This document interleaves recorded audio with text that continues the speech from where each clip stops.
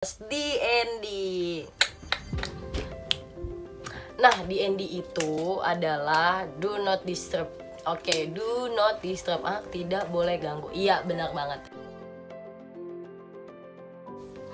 Welcome, you balik lagi di Hotelier YouTube channel. Nah, aku masih di Bobo Box. Jadi ya buat kemarin kalian yang udah lihat review Bobo Box aku atau yang belum lihat, sok mampir aja di video kemarin ya. Video minggu kemarin tuh aku udah upload yang tentang review Bobo Box. Jadi buat kalian yang kemarin tuh di TikTok, di IG atau di YouTube, Kak please Bobo Box, aku pengen kepo banget first impression kakak buat Bobo Box. Dan gue pun jujur kayak ini the first gue buat berkunjung ke Bobo Box, jadi kalian bisa lihat di sana, oke? Nah, kali ini aku bakal masuk ke segmen VCS, segmen 2. Oke, mau bahas apa kita nanti? Yuk cus. Tapi jangan lupa untuk subscribe, di like, and di share videonya kalau kalian merasa video ini bermanfaat. Nah, kok jadi lupa sih ya? Oke, vocabulary yang pertama kita akan bahas DND. Nah, DND itu adalah do not disturb. Oke, do not disturb. Tidak boleh ganggu. Iya, benar banget. Jadi, jadi kalau kalian bisa menemukan vocab ini, itu tuh ada di.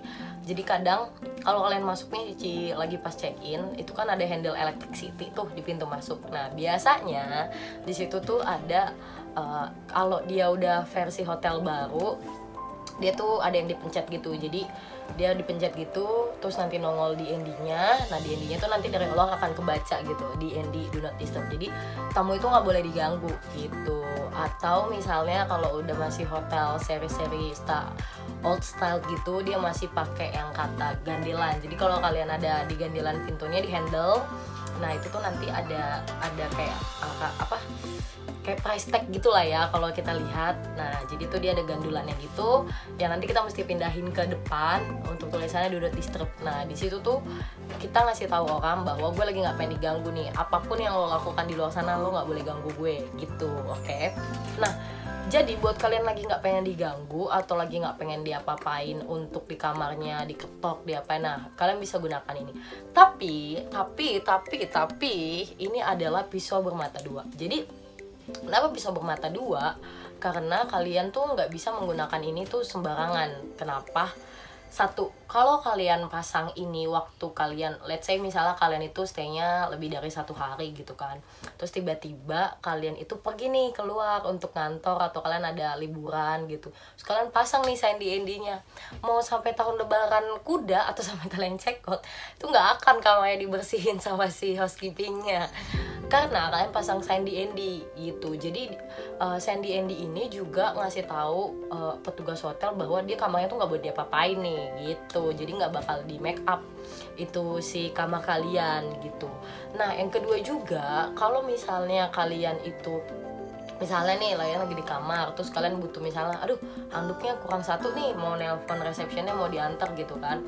Nah, terus tiba-tiba kalian telepon waktu si resepsionnya dengan bilang, mbak saya butuh handuk dong 1 lagi gitu. Nanti depan kamar ternyata ada pasang sign DND.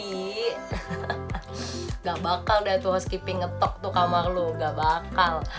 Dia tuh bakal diem nungguin, dia bakal ngadu lagi ke reception dengan bilang bahwa itu kamarnya di DND, tolong dong bilang dibukain gitu. Dan nanti si reception telepon lagi sama si tamunya, bapak mohon maaf atau ibu mohon maaf, itu ternyata kamarnya dipasang DND ya, soalnya housekeepingnya nggak berani ketok. Nah itu, jadi makanya aku selalu bilang bahwa sign DND itu kayak pisau bermata dua. Lo bisa menggunakan itu di segmen-segmen tertentu. Jadi kalau lagi emang bener-bener gak pengen diganggu dan lagi pengen semedi di tas gitu ya it's okay, lo bisa pakai itu. Tapi kalau misalnya emang kalian lagi pengen keluar atau lagi butuh sesuatu dan gak penting-penting banget, gak usah digunain. Karena jatuhnya nanti kalian bakal yang namanya jadi kayak kendala gitu ke kalian. Karena nanti kalian mau make up pun jadi lupa, gitu. Bahkan nih ya, gue punya satu momen dimana jadi tamu gue tuh pasang sign si DND lah waktu dia pengen keluar gitu kan, waktu dia keluar ngantor. Gue nggak tahu dia ngantor atau gue nggak tahu dia lagi liburan di Jakarta staycation.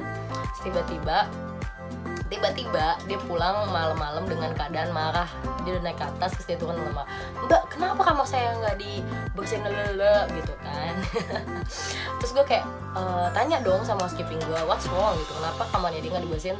Padahal saat itu kondisi hotel lagi nggak rame-rame banget gitu. Terus gue tanya sama housekeeping gue jawab, dia pasang sign DND fit gitu. Iya, berarti salahnya siapa dong? Nah itu, jadi gue nge-educate kalian untuk pakai sign DND ini hati-hati, yaitu jadi biar supaya kalian tuh nggak kelihatan bodoh aja gitu. Tak kalian tiba-tiba marah, mbak kenapa kamar saya belum dibersihin, malah ternyata kalian nih yang malah pasang sign DND yang nggak bakal dibersihin lah sampai kalian check out juga gitu. Jadi itulah penggunaan DND. Jadi gunain sign DND itu sebaik mungkin. Tapi aku juga ingetin ya, DND itu signnya beda-beda. Ada yang I do sleep, waktu di 101 kalau nggak salah dia pasangnya I do sleep gitu, jadi ditempel gitu ke depan. Itu lucu banget nih. Kalau hotel-hotel yang dia versi-versi untuk anak muda banget, dia tuh pasti kata-katanya tuh dibeda-bedain gitu. Jadi kalian boleh lihat gitu deh. Lanjut ke nomor 2. Nah, yang kedua ada istilah please make up room atau make up room. Nah, istilah ini juga lumayan banyak orang yang jarang, nggak banyak sih, maksudnya sometimes beberapa orang itu masih belum tahu artinya apaan sih please make up room gitu-gitu. Nah, jadi kalau misalnya orang bilang, mas kamar saya dibersihin ya gitu, itu adalah sama dengan make up room. Atau kamu bisa bilang ke petugas hotelnya, mas mbak tolong di make up ya kamarnya gitu. Jadi kalau untuk istilah membersihkan kamar, kalau orang hotel itu bilangnya adalah make up room gitu. Jadi jangan, jadi kayak make up bedakan dong. Enggak, namanya make up room gitu. Jadi kalau kita tuh juga bilang, oh bapak baik kamarnya mau di make up ya gitu. Nah, istilah make up room ini itu kalian bisa gunakan ketika kalian tuh stay lebih dari 1 hari. Jadi perlu kalian ingat, kalau kalian cuma stay 1 hari, kalian tuh nggak dapat layanan servis make up lagi gitu. Karena kan pas masuk udah rapih ya, udah sepi lagi, udah rapi kamarnya. Jadi nggak ada yang perlu untuk di make up lagi gitu. Nah, kecuali kalian itu stay lebih dari sehari, pasti kalian tuh bakal di make up lagi kamarnya. Nah, kayak aku bilang, di make up room itu kan kadang kalian butuh term and condition beda-beda ya. Tamu tuh kan beda-beda. Ada yang tamu nih, aku kasih tahu kalian kalau kalian itu pengen kamar kalian tuh di make up kalian tuh bisa telepon by phone ke receptionnya, kayak misalnya kalian tuh di dalam kamar, kalian nggak keluar seharian gitu-gitu. Nanti pasti kalian tuh sebenarnya housekeeping tuh pasti kalau itu akan di bell sih 3 kali, kayak mas mbak mau di makeup nggak kamarnya gitu. Itu bakal nawarin kalau kalian nggak keluar sama sekali gitu. Atau kalian emang di dalam kamar aja, kalian bisa bilang kayak sorry mbak bisa minta makeup room nggak gitu. Itu bakal dikerjain. Yang selanjutnya, kalian tuh kalau misalnya pergi keluar nih, tiba-tiba pagi udah kerja gitu kan, kalian keluar, kalian tuh pulang-pulang pasti bakal dirapihin lagi. Jadi kamar kalian tuh udah pasti rapih, udah di make up gitu. Jadi nggak yang gimana-gimana lagi, nggak yang jelek lagi. Itu aku kasih tahu ya, udah pasti rapi lah, karena di make up waktu kalian lagi keluar. Tapi jangan pasang sign DND lagi ya, kayak gue bilang pertama tuh. Karena kalau kalian pasang sign DND itu nggak bakal dikerjain kamarnya, nggak bakal di make up lah kamarnya. Itu yang perlu kalian ingat. Terus bisa juga kalau misalnya kalian itu lagi di kamar, atau misalnya kayak kalian tuh nggak mau kalau nggak ada kalian yang bersihin kamar kalian gitu-gitu sama orang lain, karena nggak biasa lah, banyak orang kayak gitu ya. Kalian bisa pasang sign DND, terus waktu kalian pulang ya kalian telepon kayak, mbak mas boleh nggak make up room kamar saya sekarang gitu. Cuman sih lumayan jarang orang kayak gitu ya, karena menurut gue itu wasting time banget sih. Terus tiba-tiba lo udah pulang maunya kan langsung tidur, udah rapih gitu. Jadi makeup room penggunaannya itu. Nah, biar kalian nggak kelihatan norak nih buat yang baru-baru banget atau kayak newbie nginep di hotel atau yang bukan orang hospitality ya. Jadi kalau kalian minta dibersihin kamarnya, bilang please make up. Oke, yang ketiga adalah extra bed. Nah, what the meaning of extra bed, Kak? Extra tempat tidur ya, bukan extra cheeseburger, oh salah ya. Jadi lapar gue.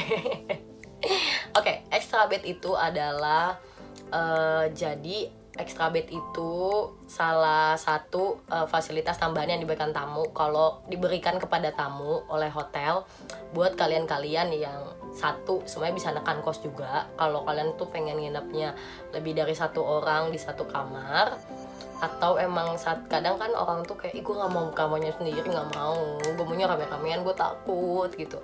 Gue suka bingung sama orang yang takut tidur di hotel sendiri gitu.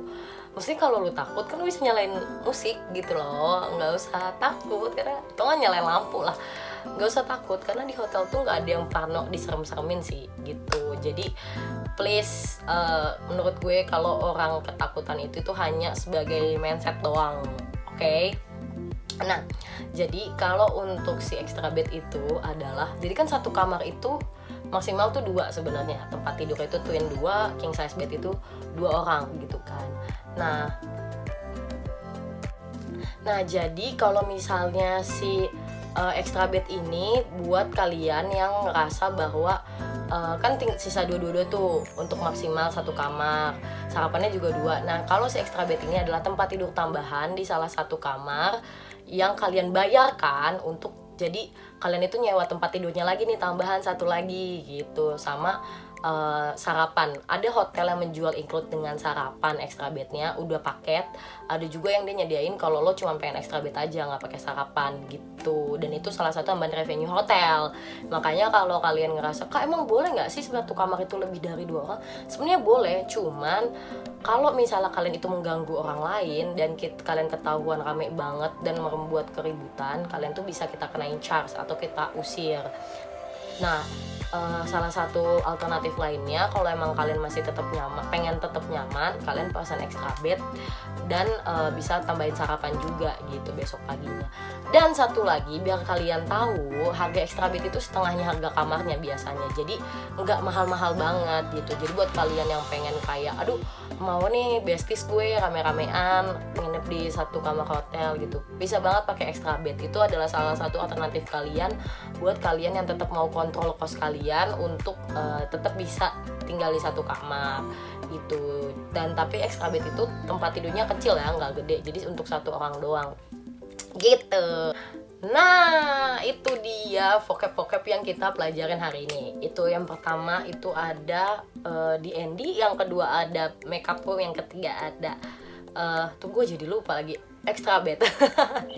Oke, jadi buat kalian yang masih pengen tahu adalah istilah-istilah lainnya, yang masih pengen, Kak gue butuh ini apa sih Kak? Ini tuh apa sih Kak? Tolong Kak jelasin ini, tolong Kak jelasin ini. Oke, kalian please komen di bawah, jangan lupa di subscribe, di like, and di share. Jadi aku makin semangat nih kontennya gitu, karena gue tuh semangat di konten TikTok karena TikTok rame, kalau di YouTube tuh belum rame. Jadi please jangan lupa untuk di subscribe, di like, and di share. Dadah, stay tune.